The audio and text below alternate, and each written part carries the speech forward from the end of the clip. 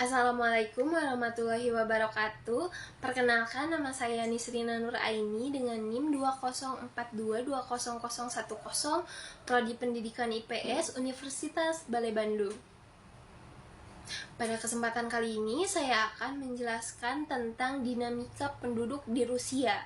Sebelum kita masuk ke pembahasan utama, mari kita pahami terlebih dahulu apa itu dinamika penduduk. Dinamika penduduk adalah perubahan atau pertumbuhan jumlah penduduk dari waktu ke waktu. Perubahan ini dipengaruhi oleh 3 faktor utama, yaitu kelahiran, kematian, dan perpindahan penduduk.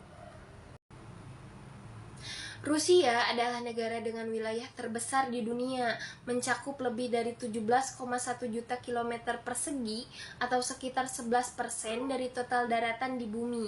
Negara ini membentang dari Eropa Timur hingga Asia Utara, melewati 11 zona waktu dan berbatasan dengan 14 negara, termasuk Tiongkok, Ukraina, Kazakhstan, dan Norwegia. Selain itu, Rusia memiliki perbatasan laut dengan Amerika Serikat dan Jepang.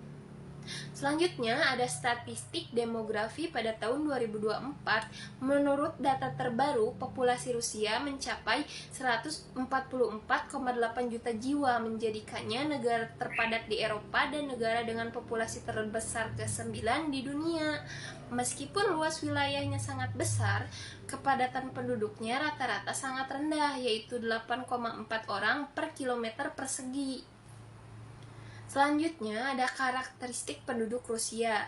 Harapan hidup mereka di antara 73,3 tahun, 67,5 tahun untuk pria, dan 79,2 tahun untuk wanita.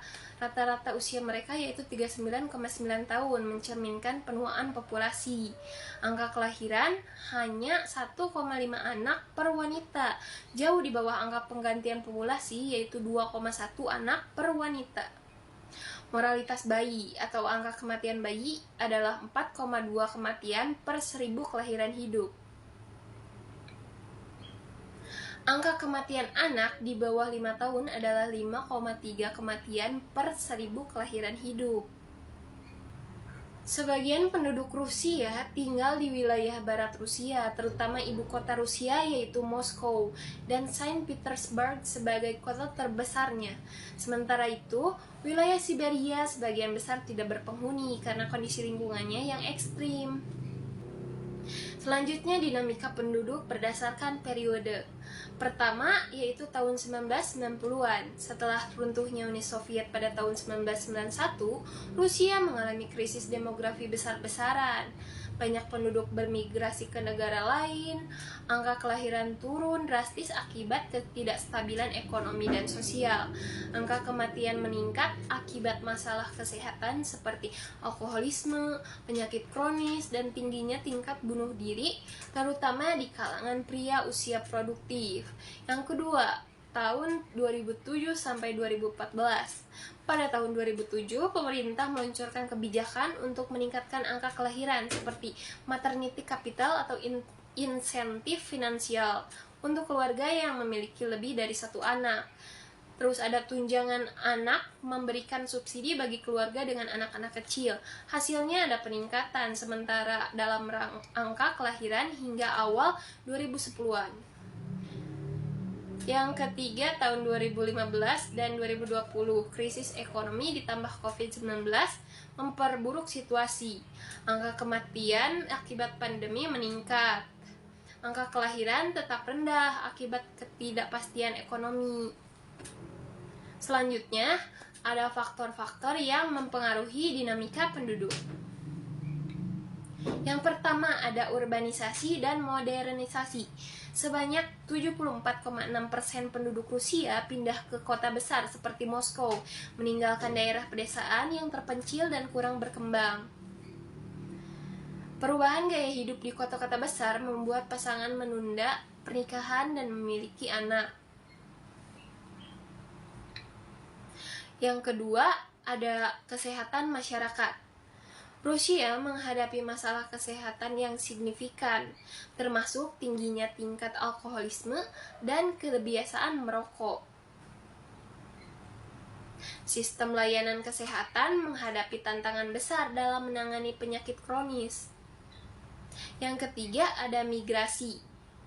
Untuk mengatasi kekurangan tenaga kerja, Rusia menerima imigran dari negara-negara bekas Uni Soviet seperti Uzbekistan, Tajikistan, dan Kazakhstan.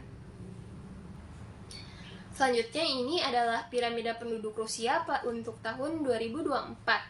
Grafik menunjukkan yang pertama kelompok usia muda 0-19 tahun, populasi relatif stabil meskipun ada sedikit penurunan pada kelompok usia remaja. Yang kedua ada usia produktif 20-64 tahun, populasi terbesar berada di kelompok usia 25-54 tahun, mencerminkan kekuatan tenaga kerja. Yang ketiga ada kelompok lansia 65 sampai seterusnya. Populasi menunjukkan tren penuaan yang signifikan. Piramida ini mencerminkan tantangan demografi seperti populasi menua dan penurunan angka kelahiran. Selanjutnya ada dampak dinamika penduduk. Yang pertama, di dalam ekonomi, kekurangan tenaga kerja produktif dapat menghambat pertumbuhan ekonomi. Yang kedua, tekanan pada sistem pensiun dan jaminan sosial meningkat seiring dengan bertambahnya populasi usia lanjut.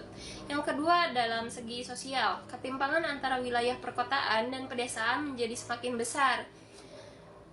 Ada integrasi imigran menjadi tantangan sosial yang serius. Dan yang ketiga ada di bidang politik, yaitu kebijakan yang tidak efektif dapat memperburuk situasi demografi. Pemerintah perlu merancang kebijakan jangka panjang untuk mendukung pertumbuhan populasi. Proyeksi masa depan, yaitu populasi Rusia diperkirakan akan terus menurun hingga mencapai 140 juta jiwa pada tahun 2030 dengan tren penuaan populasi yang terus berlanjut.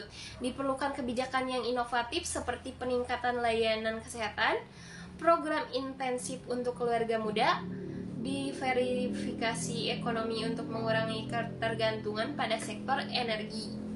Sekian penjelasan dari saya. Wassalamualaikum warahmatullahi wabarakatuh.